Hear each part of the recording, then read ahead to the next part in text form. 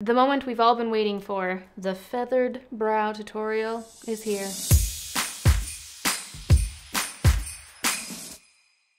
Now the feathered brow is quite possibly the best thing that could have ever happened to my face because as you'll see, I am currently in my natural brow state, which has this lovely little swoop moment going on, and I look quite not unlike the villain from Atlantis. So if you too are a fan of the feathery brow and want to do it in the easiest and most efficient way possible, worry not, my friends. It has been my life's work trying to perfect the feathered brow, and I feel like I have a good arsenal of products here to help us achieve just that. And I'm going to show you 2 different ways on how to achieve the feathered brow depending on your preferred product for doing your brows.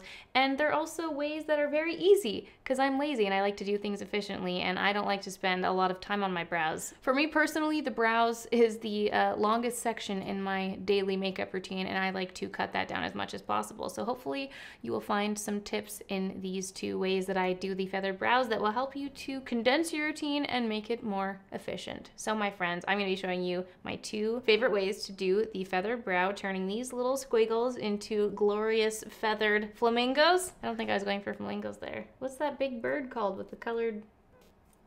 Peacock!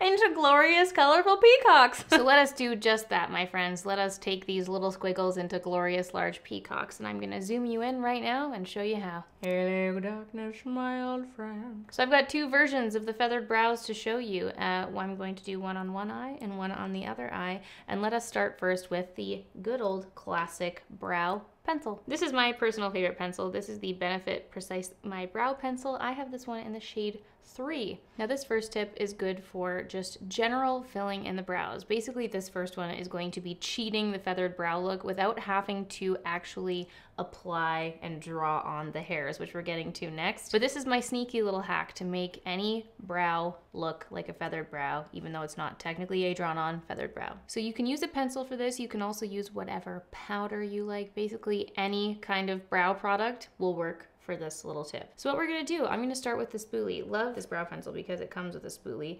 And I'm going to actually start, just because it's been so blatantly in my face, I'm going to make this top line even. So I'm starting and just really using a light hand. I'm gonna draw the hairs across just to make this a little bit more straight. Not necessary if you don't have this little downward squiggle like myself, but helpful if you do. And then we'll just brush the hairs back up. So with this one, you can be as messy as you want. So I'm basically just going to take the pencil and fill in my brow very messily. For me, I do have longer brow hairs, but I've got a lot of little sparse bald spots that I just like to fill in. And with this one, I'm basically just going to follow the tip, drawing a rectangle. I just want to fill in all this sparse area where the hairs are. And the old Alana would have just left it like this and walked around with a giant rectangle on my face. But just keep filling it in. It looks scary now, I know. So we filled it into a rectangle point, and then we're gonna take an eyeshadow brush. Any brush really will do, any kind of fluffy brush, and we're gonna take this and we're going to fluff away the excess product. I'm using a very, very light hand, and I am just lightly blending over this, and the general shape will remain, but the excess product will be removed, giving the illusion of a feathered brow.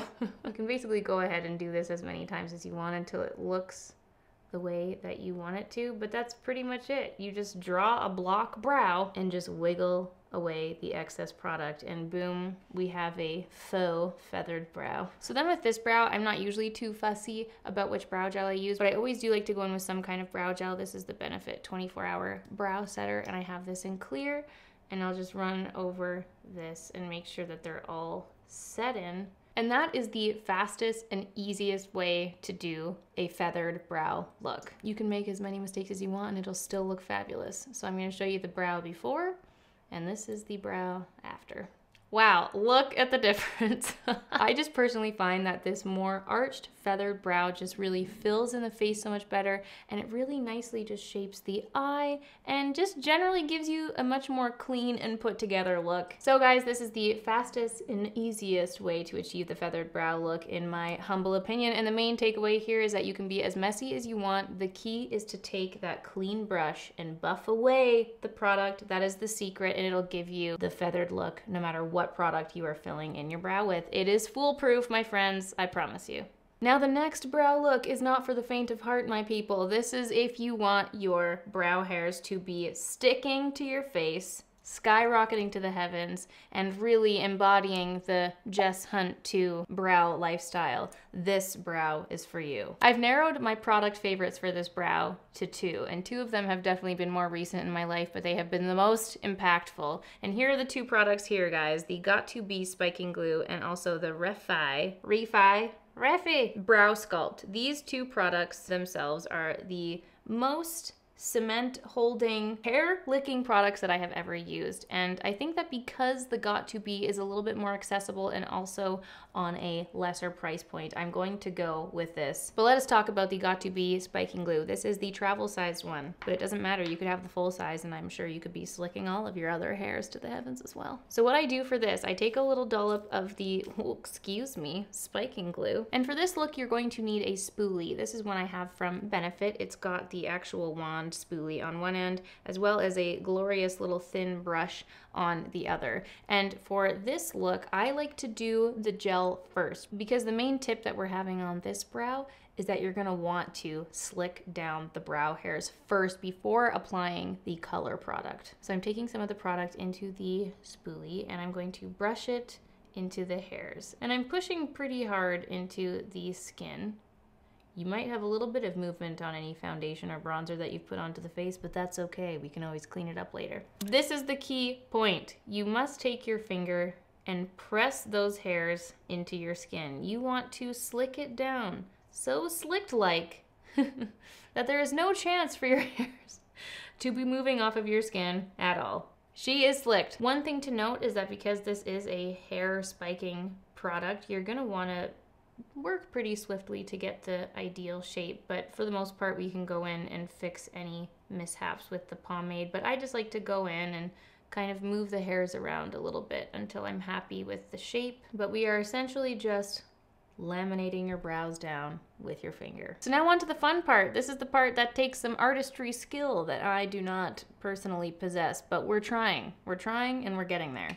You're gonna wanna use any kind of brow pomade to draw in your hairs. I find that this is not as effective, and a little bit harder to do with a brow pencil as well as any powders. You kind of wanna have that creamy, liquidy movement to be able to get in there in between the hair wax that we've now just slicked onto the brows. I find it's just easiest and best with a pomade. My personal favorite is the Benefit Kabrow. This is the one I have been using to achieve this look. There's also the Anastasia Dip Brow Pomade, which is a fan favorite in the brow world. And I'm going to be using the same spoolie that I used to apply the wax and using the brush on the other side. And I like this one because it's very thin. I want really, really thin hair strokes when I am drawing the hairs onto my brow. So make sure the brush is nice and thin. So the easiest way I like to apply this, I take some of the pomade out of the jar with the brush and I just paint that onto the palm of my hand and kind of work off of here. And what I do is I kind of go back and forth, pressing the product into the brush and making sure that it's on both sides. And then I'm kind of like squeezing the brush to be at its most thin point before I go in. And then all you're gonna do is go in and draw hairs onto your brow. And this is the part that is the hardest for me personally. I've got shaky hands. I ain't a surgeon. I don't have a rhyme or reason to how I do this. Really, I kind of just try to go bottom to top and I'll just like press, do little flicking motions up into the hair, and I kind of try not to stress too much when I get balls of product like I just did there, because we can always very easily wipe it away. But I'm just trying to follow the natural growth and shape of my brow hairs. For the little bits and balls, I like to take a very small clean brush and I'll just go in and kind of rub them away. And then go back in and try again.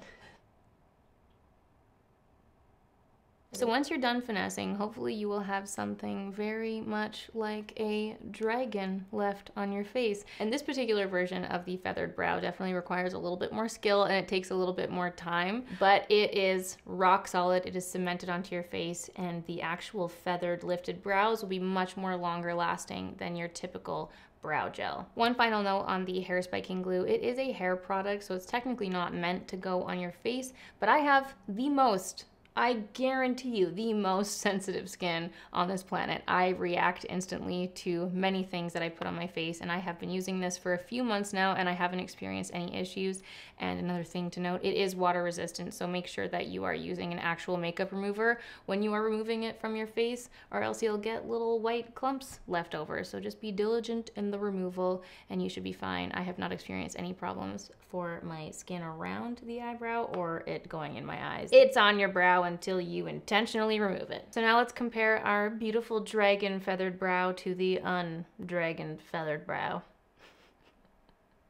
Magic! It's like magic. All right, guys, so that is it for this tutorial. Those are two different ways, a very in-depth look on how I achieve the feathered looking brow. I'd love to hear from you guys. Let me know in the comments down below what some of your favorite brow products are and some of your tips and tricks on how you achieve a feathered brow. I don't know why I'm saying achieve. How you like to do a feathered brow? Let me know in the comments down below. I hope you guys enjoyed this video, and I hope that this tutorial was helpful, and I'll see you all tomorrow for a new video. Bye!